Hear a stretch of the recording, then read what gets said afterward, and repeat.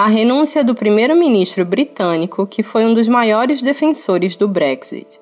Uma renúncia que acontece depois de uma série de crises, escândalos e desgastes. Desgaste gerado pela própria conduta do Premier e pelo processo turbulento da saída da União Europeia, que ainda ecoa no Reino Unido de 2022. Eu sou a Suzana Souza e esse é o Durma Com Essa, o podcast de notícias do Nexo.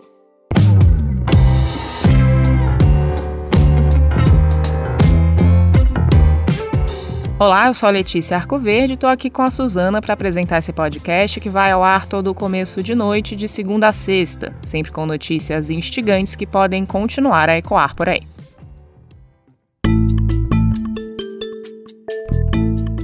Quinta-feira, 7 de julho de 2022. Dia em que o primeiro-ministro do Reino Unido, Boris Johnson, renunciou ao cargo de liderança do Partido Conservador e, por consequência, ao governo britânico. No seu discurso de renúncia, ele disse que vai deixar o posto de premier depois que um novo líder foi escolhido. Mas algumas alas do partido defendem que ele saia do cargo imediatamente e seja substituído pelo vice-primeiro-ministro Dominic Raab. O nome do sucessor deve ser escolhido numa eleição interna do partido. It is clearly now the will of the Parliamentary Conservative Party that there should be a new leader of that party and therefore a new Prime Minister. And I've agreed with Sir Graham Brady, the chairman of our backbench MPs, that the process of choosing that new leader should begin now.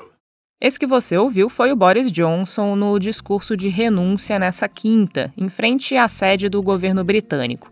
Ele disse que a vontade do Partido Conservador claramente é ter um novo líder e que o processo de escolha desse novo nome começa hoje. Ele falou ainda que nomeou um gabinete para continuar servindo até o novo primeiro-ministro assumir o seu lugar. A queda de Boris Johnson acontece após um misto de escândalos e desgastes internos. Nos últimos dias, mais de 50 membros do Partido Conservador entregaram os seus cargos no governo. Até a quarta-feira, Johnson dizia que não iria deixar a função, mesmo com a debandada de aliados. Mas um dia depois ele acabou cedendo à pressão. O estopim da crise aconteceu após a nomeação do assessor Chris Pincher para um cargo no governo. Pincher tem um histórico de acusações de assédio sexual. As primeiras autoridades a saírem da administração em protesto foram os ministros da Saúde, Sajid Javid, e o das Finanças, o Rishi Sunak. Depois deles, uma série de outros parlamentares também renunciaram a postos no governo. Na monarquia parlamentarista britânica, o primeiro-ministro é o chefe do governo e pode perder o cargo a qualquer momento. Tudo depende da decisão dos membros do parlamento da base governista, que avaliam se um premier perdeu as condições políticas para governar. As eleições no Reino Unido funcionam de um jeito diferente das eleições brasileiras. Nas eleições gerais britânicas, o primeiro-ministro não é eleito diretamente pelo povo. Os eleitores são convidados a escolher um representante para o seu distrito eleitoral, que são 650 no total. Cada um dos distritos seleciona o seu representante no parlamento. O voto não é obrigatório. Qualquer pessoa com 18 anos ou mais pode votar para a escolha dos membros do parlamento, desde que esteja registrada e seja um cidadão britânico ou cidadão qualificado da Commonwealth, a comunidade britânica que reúne antigas colônias. Os candidatos com mais votos são eleitos representantes do distrito e aí viram membros do parlamento. Eles não precisam estar vinculados a um partido político, mas isso é raro. As últimas eleições gerais do Reino Unido aconteceram em dezembro de 2019. As próximas estão marcadas para janeiro de 2025. Quanto aos partidos, no parlamento eles se dividem obrigatoriamente em dois blocos. O da situação, que é aquele do governo atual, e o da oposição. Os dois principais partidos são os conservadores, chamados de Tories, e os trabalhistas, chamados de Labour. Até esta quinta-feira, Boris Johnson era o representante dos Tories, partido que lidera o Reino Unido há 12 anos. Foi justamente o partido de Johnson que pressionou o primeiro-ministro para a renúncia. Essa pressão não é de agora. Em junho, ele passou por um voto de desconfiança. Esse procedimento é um instituto próprio das democracias parlamentaristas, como a do Reino Unido. É uma espécie de processo pelo qual os parlamentares da situação, no caso os conservadores, votam para decidir se o atual primeiro-ministro ainda tem condições políticas de se manter no governo. Johnson teve um resultado positivo nesse voto, mas a pressão continuou e ficou insustentável quando os 2 ministros decidiram renunciar. Javid e Sunak são figuras de peso que nutrem planos próprios na política. Os 2 são cotados como possíveis candidatos à sucessão de Johnson. Além do desgaste interno da nomeação de Pincher, Johnson também vinha lidando com escândalos envolvendo seu governo, como o chamado Partygate, o escândalo das festas. Foi justamente o Partygate que levou à votação do voto de desconfiança. O primeiro-ministro britânico teve que explicar o fato de ter promovido, participado e tomado ciência de pelo menos 15 festas protagonizadas por membros do seu gabinete. Esses encontros violaram as normas de lockdown durante a pandemia da Covid-19. Mesmo após as festas virem à tona, Johnson ainda tentou esconder e minimizar a gravidade dos eventos, que incluíram relatos de bebidas alcoólicas no ambiente de trabalho e até brigas. Após o episódio, uma pesquisa da YouGov, de janeiro deste ano, apontou que 72% da população do Reino Unido desaprovavam o governo de Johnson.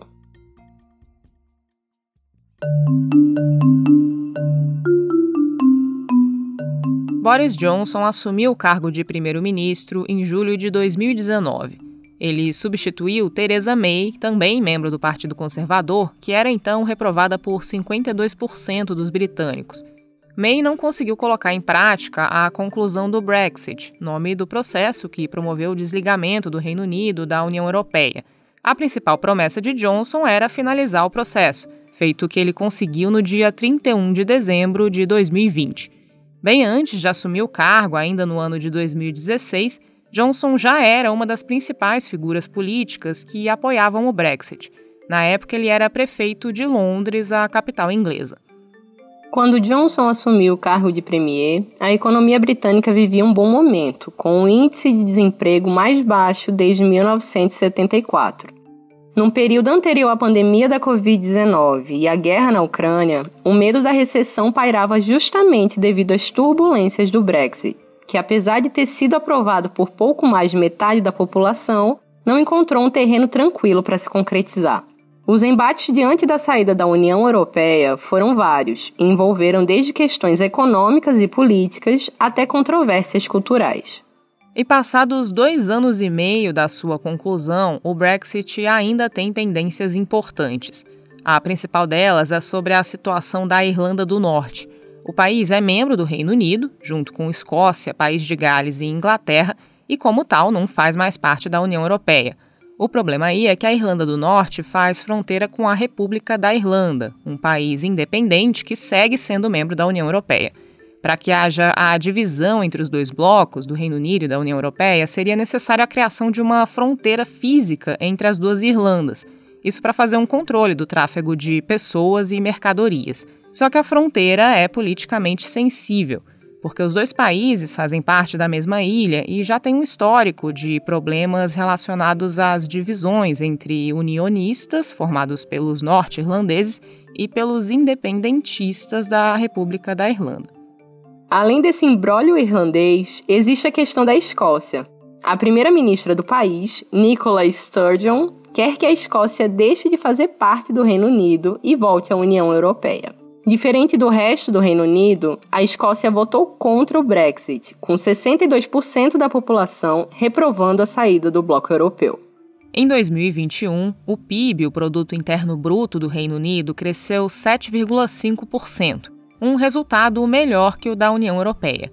Mas isso foi em cima de uma queda histórica de mais de 9% no primeiro ano da pandemia, 2020, um dos maiores tombos entre países ricos. Em 2022, uma das principais preocupações econômicas no Reino Unido é a inflação.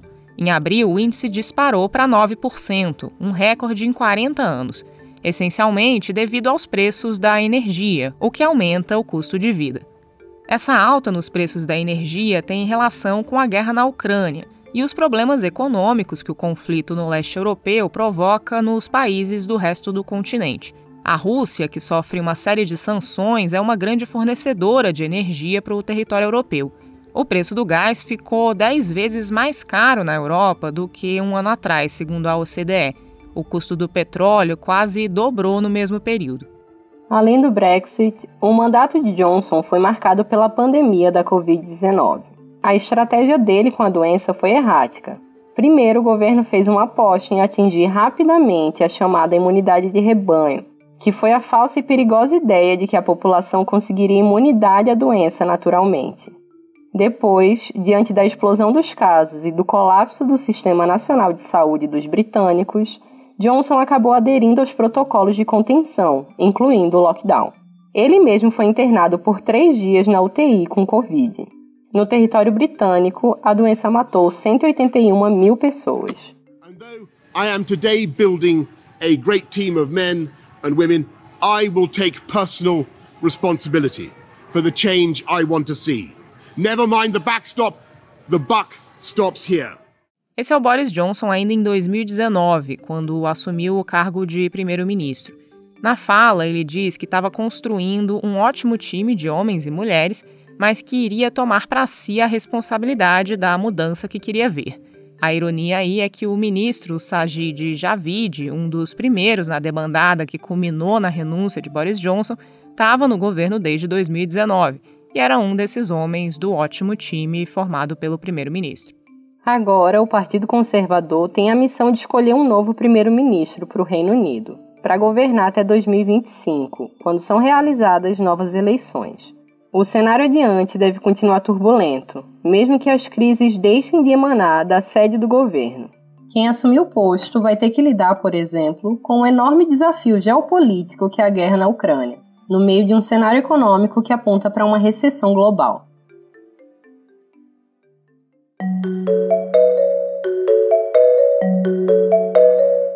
O repórter especial João Paulo Charlot explica agora como funciona a votação interna que vai escolher o sucessor do Boris Johnson no Reino Unido. Olá, ouvinte. Olá, amigos do Durma com Essa. Assim que o primeiro-ministro do Reino Unido, Boris Johnson, anunciou que ia renunciar na manhã dessa quinta-feira, surgiram pelo menos 10 nomes de possíveis sucessores para ele. Entre os mais cotados estão o ex-ministro da Saúde, Sajid Javid, o ex-ministro das Finanças, Rishi Sunak, e o atual ministro da Defesa, Ben Wallace. A temporada de balões de ensaio e de especulações foi aberta, mas a decisão só deve sair mesmo das urnas. Havendo mais de um interessado no cargo, a escolha do sucessor acaba acontecendo por meio de uma eleição interna no Partido Conservador, que pode ter até 3 turnos. Em princípio, qualquer membro do partido que tenha o apoio de pelo menos 2 parlamentares da legenda pode se candidatar. No primeiro turno, ficam de fora os candidatos que não receberem um mínimo de 5% dos votos. No segundo turno, caem os candidatos que não receberem pelo menos 10% dos votos.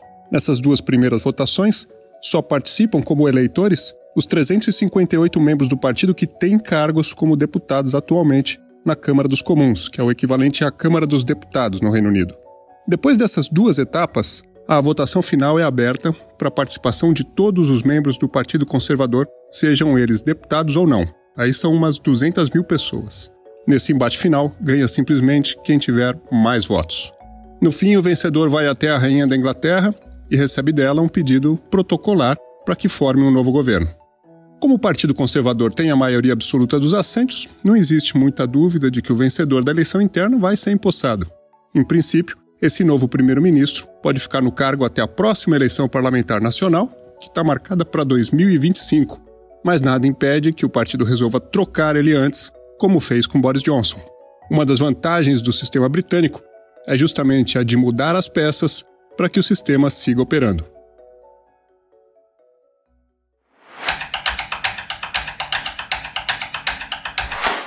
Aqui no Brasil, a Câmara acelerou nesta quinta-feira a tramitação da proposta de emenda à Constituição que cria um estado de emergência para ampliar e criar benefícios sociais até o fim do ano eleitoral. Há 3 meses da votação em outubro, o governo Bolsonaro tem pressa para que a PEC entre em vigor e os valores possam começar a ser pagos o mais rápido possível. O redator, Marcelo Rubissec, escreveu sobre a proposta. Marcelo, quais são os impactos sociais da medida? Acho que a gente precisa separar essa resposta em 2 momentos, porque num primeiro momento o que deve acontecer é que realmente vai haver um apoio à população mais vulnerável. E a gente sabe que o Brasil está vivendo uma crise muito grave, com aumento da fome, da pobreza, da miséria. Então esse pacote, quando ele expande o Auxílio Brasil e o Auxílio Gás, ele está amparando as pessoas que nesse momento, além de tudo, estão tendo que enfrentar a inflação alta. Mas tem um detalhe que não é exatamente pequeno, que é o seguinte: as medidas do pacote elas vão até o dia 31 de dezembro de 2022.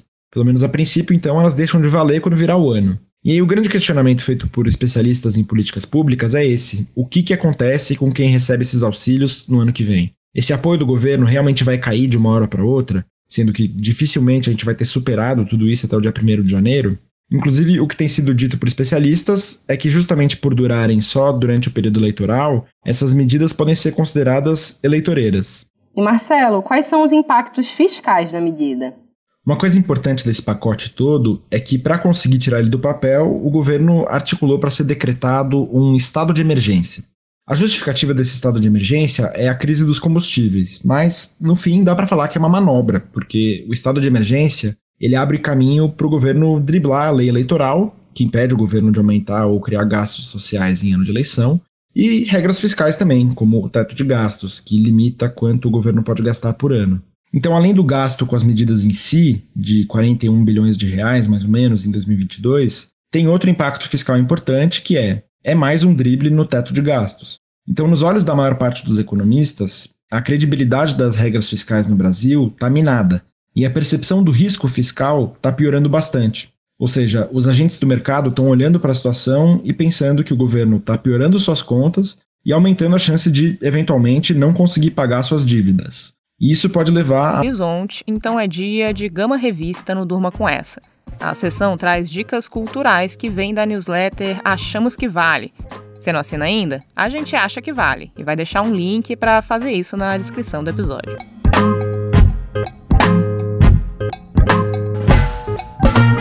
Olá, aqui é Isabelle Moreira Lima, editora da Gama Revista.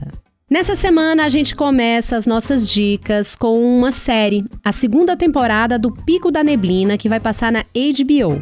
A série imagina um Brasil pós-legalização da maconha, em que um traficante vê a sua atividade regularizada e é alçado à condição de empreendedor.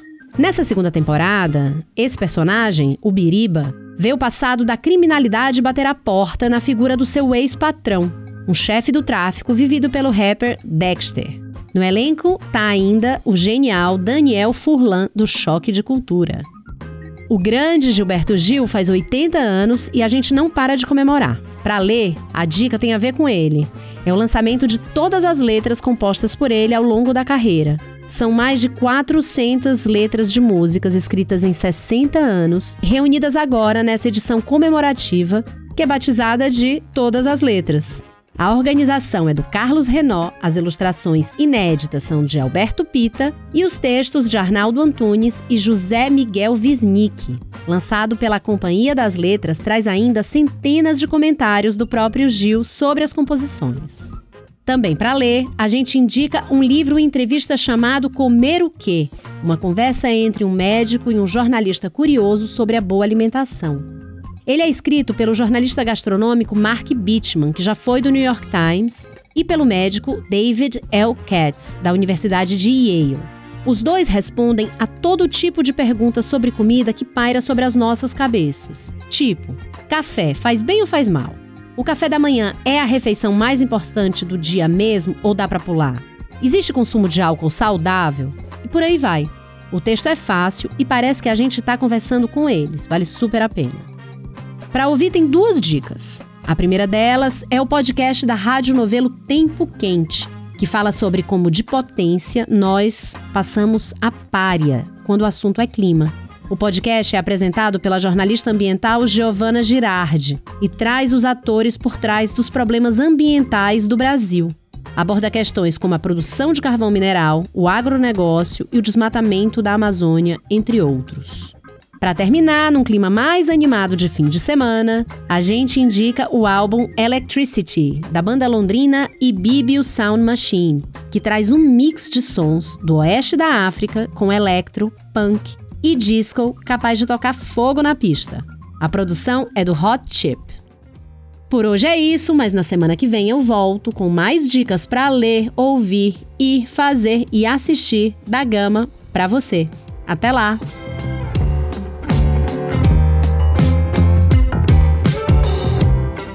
Da queda do primeiro-ministro britânico, passando pela PEC que turbina benefícios em ano eleitoral e fechando com as dicas da semana da Gama Revista, durma com essa.